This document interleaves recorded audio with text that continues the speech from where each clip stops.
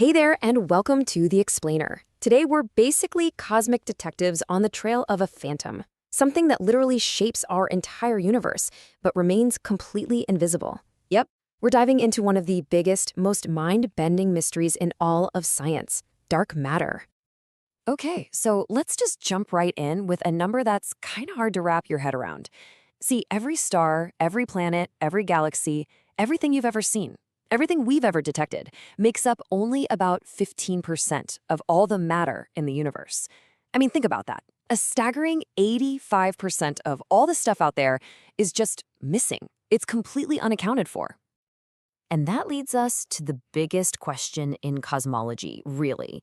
If we can only see this tiny little slice of what actually exists, where on Earth or in space is the rest of it? So today, we're going to follow the clues in this cosmic detective story that points to one seriously strange conclusion. All right, so here's our game plan. We're going to build this case in 4 parts. First up, our invisible universe. Then, we'll go looking for clues in the cosmos. After that, we'll get to the smoking gun evidence. And finally, we'll join the ongoing hunt for dark matter. So to understand what makes dark matter so incredibly weird, we first have to get a handle on what makes us, well, so normal. And it all boils down to one fundamental force that governs pretty much everything you see and touch. Now, this is going to sound a little weird, but it's a wild truth about our reality. When you pick something up, like an apple, you're not really touching it, not in the way you think. Your atoms never make contact with the apple's atoms. That feeling of solid is actually just an illusion created by this one force. And that force is electromagnetism. It's basically the rule book for all the matter we know and love.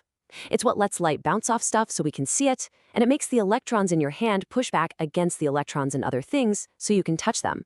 It's the reason the world feels solid and real. Okay, now imagine a type of matter that just doesn't play by those rules. A substance that has no electric charge. It doesn't interact with light at all. You couldn't see it. You couldn't touch it. Your hand would pass right through it like a ghost. The only way you'd ever know it was there is through gravity. And this isn't just some crazy sci-fi idea. We already know about ghostly particles just like this. They're called neutrinos. Right this second, trillions of them from the sun are streaming through your body, through this room, through the entire planet without hitting a single thing. Why? Because they ignore electromagnetism. So this proves that matter can exist in this ghostly, invisible way. All right, so now that we've established that this invisible stuff is at least possible, let's head out to the cosmic crime scene. Because once astronomers knew what to look for, they started seeing its fingerprints all over the universe. The evidence really started to pile up. Our first huge clue comes from the work of a truly pioneering astronomer, Vera Rubin. Back in the 70s, she was studying how galaxies spin, and she realized something was seriously wrong. I mean, the galaxies just weren't moving the way they were supposed to. The laws of physics just weren't adding up. I mean, just think about our own solar system, right? Mercury is super close to the sun, so it zips around like crazy. Neptune, way, way out of the edge, is just crawling along. It makes total sense. And based on all the visible stars and gas we could see in a galaxy, we expected the exact same thing. Stars on the outer edge should be moving way slower than the stars in the middle. But that is not what she found. Not even close. The stars way out on the very edge were moving just as fast as the stars near the core. At those speeds, with the gravity we could account for, they should have been launched into deep space millions of years ago. The only way this makes sense is if the whole galaxy is sitting inside a massive, invisible cloud of matter, a halo that's providing a ton of extra gravity to hold it all together. And this wasn't just a one-off. Scientists started seeing this same problem everywhere they looked. Entire galaxies inside huge clusters were moving way too fast to stay together. Giant clouds of hot gas that should have evaporated were being held in place by something. We could literally see the light from distant objects being bent by way more gravity than the visible stuff could ever produce.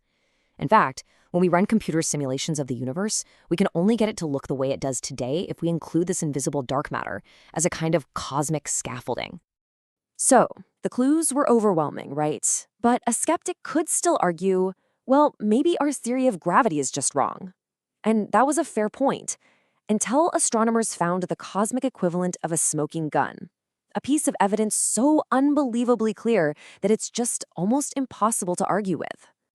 It's called the bullet cluster, And what we're seeing is this absolutely epic collision between two giant galaxy clusters. So when they smash into each other, a few things happen. The individual galaxies themselves are so far apart that they mostly just miss each other and pass right on through. But the enormous clouds of hot gas in each cluster, they slam into each other and get stuck right in the middle, creating this huge shockwave. And the dark matter? Well, since it's like a ghost, it should have just sailed right through with the galaxies. And this is the moment. This is the smoking gun. We can actually map where all the gravity is in this collision, even if we can't see what's causing it. And what did we find? Well, most of the normal matter, that hot gas, is stuck right there in the center. But most of the gravity isn't. The gravity is way out on the sides, having passed straight through along with the galaxies. Let that sink in. The gravity is physically separated from the visible matter. This is the absolute knockout blow. If this was just some weird effect of gravity we didn't understand, the gravity should have stayed with the gas, because that's where most of the normal matter is. But it didn't. It moved with the galaxies, proving that it belongs to some invisible, non-interacting substance. And that substance is dark matter. Case closed. So we know it's there, but knowing it exists isn't the same as knowing what it is. The case file on its identity is wide open, and right now there's a global hunt going on to finally catch one of these particles and figure out what we're dealing with. Scientists are basically using a three-pronged attack. The first is direct detection. They build these incredibly sensitive detectors deep in underground mines, shielded from all other radiation, just waiting for a single dark matter particle to wander by and bump into one of their atoms. Then there's indirect detection, where telescopes stare at places with a lot of dark matter, like the center of our galaxy, looking for a flash of energy that could be a sign of two dark matter particles crashing into each other. And finally, you've got colliders like the LHC, where they smash particles together to try and create dark matter right here on Earth. And the lengths these scientists go to, it is unbelievable. For those direct detection experiments, you need materials that are almost perfectly non-radioactive. Well, it turns out pretty much all steel made after the 1940s is slightly contaminated from atomic bomb testing. So to get truly pure steel, they have to salvage it from old shipwrecks that sank to the bottom of the ocean before the atomic age even began. How cool is that? You know, when you really boil it all down, the entire case for dark matter can be explained with a pretty simple analogy. You can't see the wind. It's totally invisible.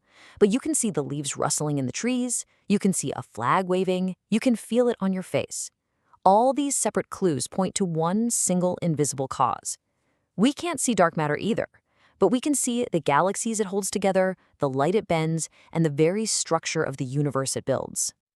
And that kind of leaves us with one final, just awe-inspiring thought. If 85% of all the matter in the universe has been hiding from us in plain sight this whole time, what else is out there?